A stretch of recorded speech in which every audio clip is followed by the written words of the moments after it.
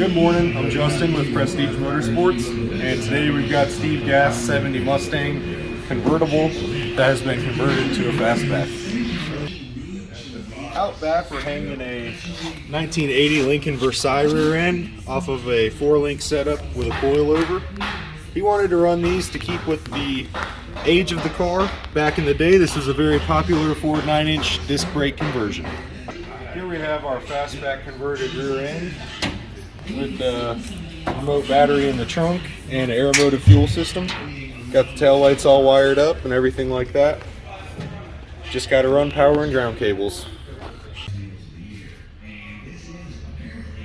So, in wiring the car, we had to start with the central dash area of the car.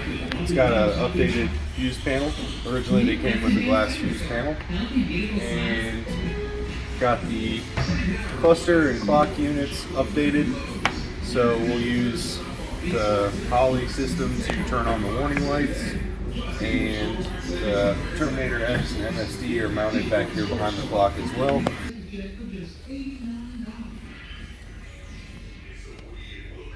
We'll see you have pictures, don't you?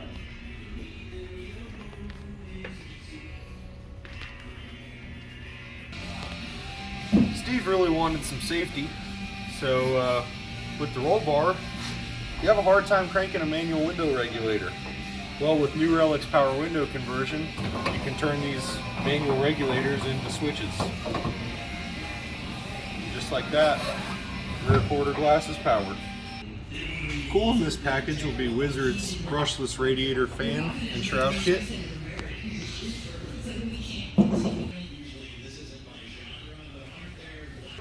Up underneath of the car we have a brand new tanks fuel tank with the air-motive fuel system.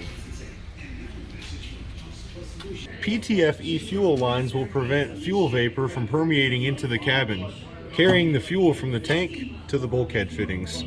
Sort of balling on a budget allows you to use these budget clips to hold the fuel lines in. You can use them for any kind of fuel line or even wire securing if you need to. We have neutral safety switch, reverse lights, and a wideband O2 sensor connector up here.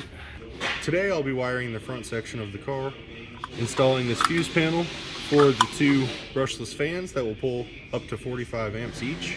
Behind the fan fuse box will be the maxi fuse holder that will both feed the main fuse panel inside the car and protect the alternator circuit. That's where we're at today. Stay tuned for more progress.